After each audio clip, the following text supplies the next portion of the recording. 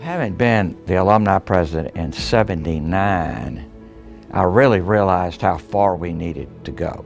We were a small operation, so our vision was to obviously grow the number of people that were interested. So most of our time was spent not necessarily raising money, but raising membership to get more and more people involved. It was exciting to be leading from a professional, full-time standpoint all these volunteers I've been working with and kind of add that full-time presence and the resources of the institution to growing the association.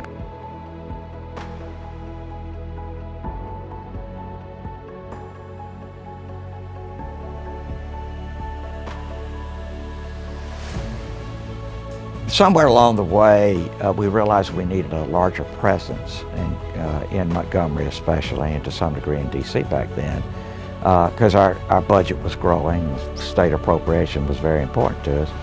And we had some folks that had done it as their extra duties. But I'd always had a lot of interest in politics, had been involved in politics before I went to work at South, and Dr. Whidden and Gordon Moulton knew that. So somewhere along the line, I became Director of Development and Alumni Relations and Director of Government Relations.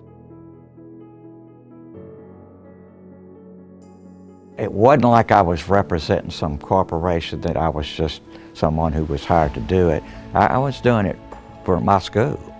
So when I went in to see the Speaker of the House or the Chairman of the Ways and Means Committee, I talked to them about the university that I knew and cared about. The university's first appropriation 50 years ago from the state of Alabama was $500,000, $500,000. Today the university's total budget is over $1 billion. And my last year as Director of Government Relations, our appropriation with the state, I believe, is like $140 million. That's how big our institution is and how far we've come in just that short period of time. I first started doing government relations for South. Other than local legislators, folks didn't know much about us. And it's been really rewarding to watch others in the state become very much aware of how successful and important we are to the state and the region. Our delegation in Southwest Alabama, the House members and the senators, are very supportive because it's one of the most important entities for education and for economic development in our region. So it's been really heartwarming to watch the growth and support. Governors know who we are. Governors know how important this institution is to what they're trying to accomplish in the state.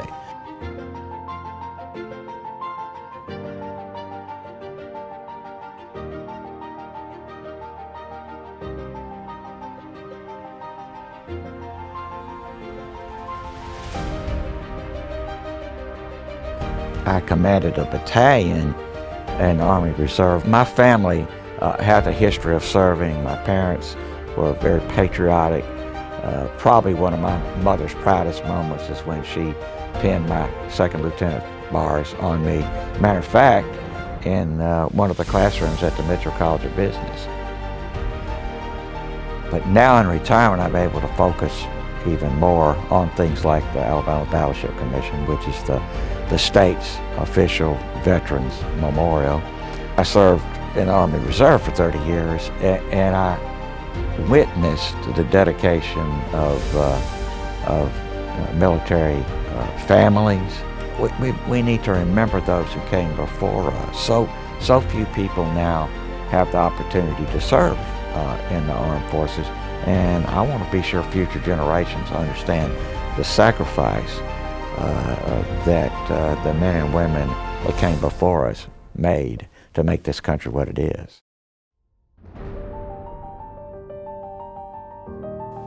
Receiving an award from the Alumni Association, from your institution, is one of the greatest honors you could ever receive. It's hard to get your arms wrapped around being honored by the Alumni Association and this great institution.